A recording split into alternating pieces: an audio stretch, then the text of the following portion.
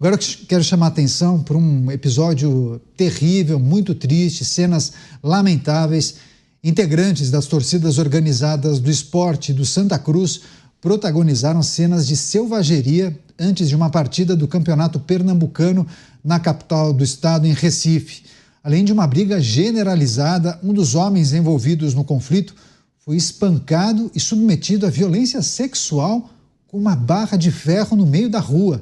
A Secretaria de Defesa Social de Pernambuco informou que cerca de 650 pessoas foram conduzidas até um batalhão de polícia de choque antes do jogo e 13 foram presos em flagrante. Muitos vídeos foram compartilhados nas redes sociais, pessoas que passavam por ali ou mesmo torcedores que se encaminhavam para o estádio e acabaram fazendo os registros, principalmente pelo celular, mostrando a briga, a selvageria dos torcedores, muitas agressões, alguns utilizando pedaços de madeira, cabos de ferro, enfim, uma situação muito triste que aconteceu neste fim de semana na capital de Pernambuco, em Recife. A briga entre torcidas organizadas do Sport Recife e também do Santa Cruz, duas das maiores equipes do estado, ao lado do Náutico. Você, Dávila, entra ano, sai ano, a gente se depara com cenas bizarras como essa, não somente em São Paulo e no Rio de Janeiro, mas também em vários outros centros que gostam de futebol. Selvageria, barbaridade, como você bem falou, Caniato, e não tem nada a ver com o maravilhoso espetáculo que é o bom futebol. É algo que nos deprime como brasileiros, ver pessoas se agredindo, se matando, se machucando, em vez de aproveitar o que há de melhor, que é o bom futebol. O Brasil precisa saber valorizar o que tem de bom e a gente fica estragando até o que nós temos de bom, como bom futebol, com atos de violência. É preciso punição dura contra essas torcidas organizadas, esses torcedores que, na verdade, vão destilar o seu ódio no adversário ao invés de curtir uma boa partida de futebol. Imagine você, Caniato, por exemplo, um pai levando o seu filho pequeno para um estádio de futebol nesse meio de violência, que desespero que deve ser. Imagine você fazer um programa de família de domingo, levar a esposa, tal. Como é que faz? Como é que se justifica isso? O futebol não pode perder a beleza do espetáculo nos campos por causa da barbaridade fora dos campos e nas arquibancadas. Pois é, cenas terríveis, lamentáveis, e tem até um episódio que foge à regra quando a gente destaca uma notícia entre briga de torcidas, né? Um homem foi vítima de violência sexual durante toda essa confusão, assim, uma cena inimaginável. Você, Mota, mais uma notícia triste que envolve brigas de torcidas organizadas, e a gente precisa refletir sobre a dificuldade das autoridades em coibir esse tipo de ação que, independentemente da capital, sempre há registro de brigas desse tipo. O que aconteceu no Recife não foi uma briga de torcidas, muito menos organizadas. O que aconteceu ali foi uma explosão de barbaridade, do nível daquelas cometidas por organizações terroristas. Esses crimes vão ficar por isso mesmo, porque o sistema criminal do Brasil está incapacitado, do ponto de vista jurídico, intelectual e moral, para punir esses criminosos. A semeadura foi feita com progressão de regime, saidinha, desencarceramento, audiência de custódia, visitas íntimas e auxílio reclusão. Essa foi a semeadura. A colheita você vê nessas imagens. Pois é, imagens inacreditáveis. Briga de torcida em Recife, torcidas do Sport Clube do Recife e também do Santa Cruz. Inclusive, o Sport bloqueou a venda de ingressos após essa grande confusão e, claro, que estão identificando todos os torcedores das organizadas que fizeram parte dessa grande confusão. Você, Cristiano Beraldo, a dificuldade em coibir esses torcedores, né? Porque a gente já pode observar muitas iniciativas na identificação dos torcedores briguentos, mas de tempos em tempos eles conseguem por meio judicial ou não, voltarem aos estádios e causam sempre muita confusão nos arredores dos principais estádios do Brasil. Canhato, isso não é coisa de ser humano, isso é coisa de primata. Verdadeiros animais que desconhecem regras mínimas de convivência no mundo civilizado. Essas pessoas, com a desculpa do futebol, colocam para fora todo um ódio, uma raiva contra um adversário fictício.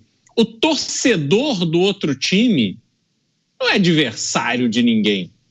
E essas cenas que aconteceram no Recife, na verdade, vêm na sequência de outros episódios de violência. Não podemos nos esquecer o que aconteceu em São Paulo não faz muito tempo, quando ônibus transportando torcidas foram atacados e pessoas foram violentadas, um negócio horroroso.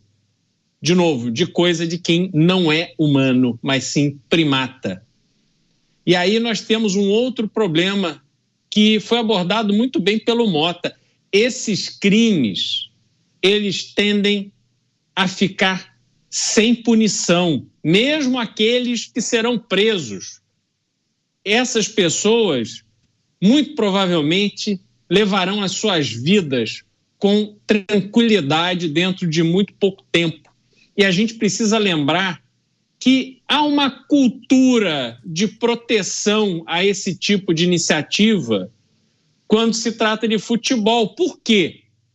Não faz muito tempo, o próprio presidente da República, ao comentar o dado de uma pesquisa que mostrava que o futebol aumentava a agressão contra as mulheres, ou seja, o futebol, assistir o futebol, tornava os pais de família, os maridos, os namorados nervosos, e aí eles colocavam para fora este nervosismo, provocando ações de violência contra a mulher. O presidente da República, numa entrevista, disse que se fosse corintiano não tinha problema. Então, esse tipo de mentalidade é que fomenta ações que normalizam a violência no futebol. Isso é inaceitável. Eu espero que a repercussão tão grande desses atos de selvageria, de barbaridade, que isso coloque um ponto final nessa normalização e que todos aqueles que se juntaram para cometer crimes e atos bárbaros de violência sejam encontrados e exemplarmente punidos, para que sirvam de exemplo para as outras torcidas. Mas, infelizmente, eu não acho que é isso que vai acontecer. E o presidente da torcida organizada do Esporte Clube do Recife conversou com a imprensa e ele tocou no ponto especialmente da violência sexual que foi cometida em um torcedor, e aí eu vou dizer exatamente a declaração dele. Vou abrir aspas, tá? Perder no meio da torcida faz parte de quem vive o ambiente das organizadas.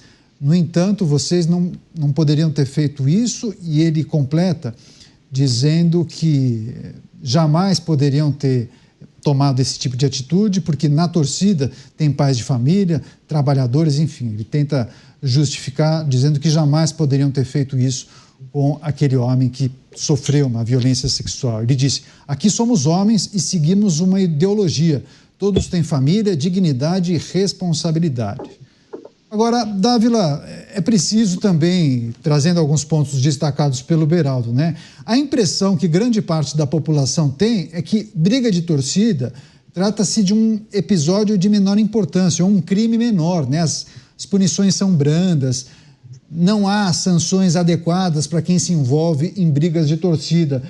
Mas como nós nos deparamos com essas cenas de forma frequente, a gente tem que fazer alguns apontamentos. Qual lhe parece o problema? É a legislação?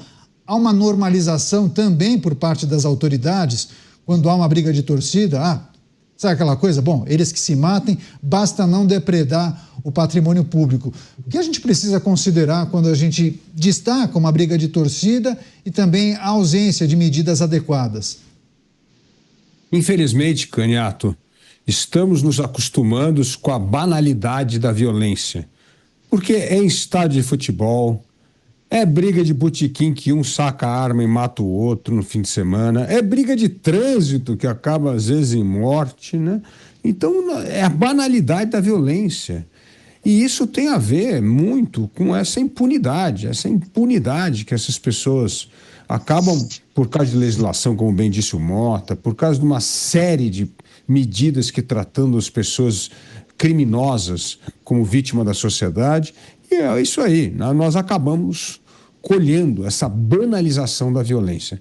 Isso é uma tragédia, isso tira a vida de milhares de pessoas. Nós vimos aqui mesmo a entrevista sexta-feira com o secretário Derrite, que nós tivemos o menor índice de homicídios em São Paulo, mas 71% dos homicídios eram crimes interpessoais. É isso, é briga, discussão que acaba em tiro e morte, seja por ciúme, seja por bebedeira, seja por futebol, trânsito.